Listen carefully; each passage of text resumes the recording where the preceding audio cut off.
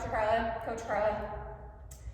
I'm going to talk about what's one of the hardest things to coach athletes through, and that is the assault bike, the echo bike, the double cycle, whatever you want to call it.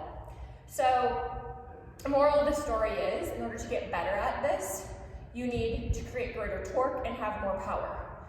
So there are a lot of ways you can achieve that through training modalities. We're not going to talk about that today. So yeah, one of the things is just be more powerful.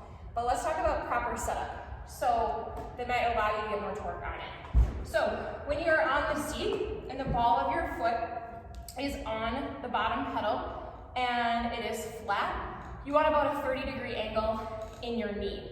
If you are letting your leg go totally straight or you're too bent in the bottom, you're not going to be able to use quads, glutes, and hamstrings for that movement. The other thing is when you're sitting, you should be sitting on your sits bones. You should not be rounding back.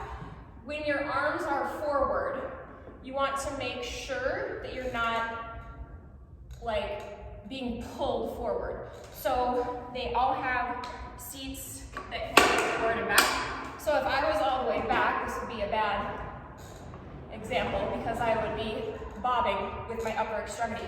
So I can't keep my core tight while biking. It also doesn't feel very comfortable, so some of you have already figured that one out. So when I'm pedaling, I want to be able to keep my core tight and be able to push and pull from my core. If I'm wobbling too much, that's not going to be advantageous for you.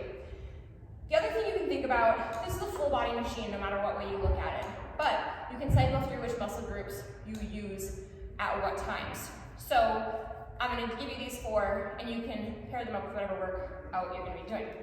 In 10 or 20 foot pedals, you can think about pulling from about 3 on a clock to 9. So think about pulling gum away. Then you could go through a cycle where from the top you work on pushing down. Okay, that's going to be mostly quads. The 3 to 9, that's going to be mostly hamstrings.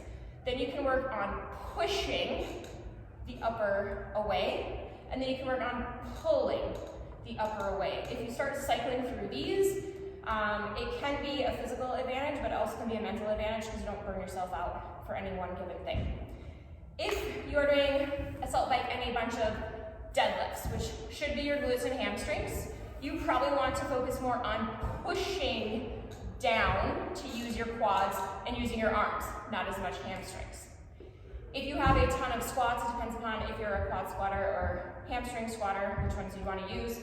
If you were going to pair this with a ton of like muscle ups and you have a problem with the dip, you probably don't want to push a lot, you want to pull. If you have a lot of pull-ups, you probably don't want to be pulling back on these very much.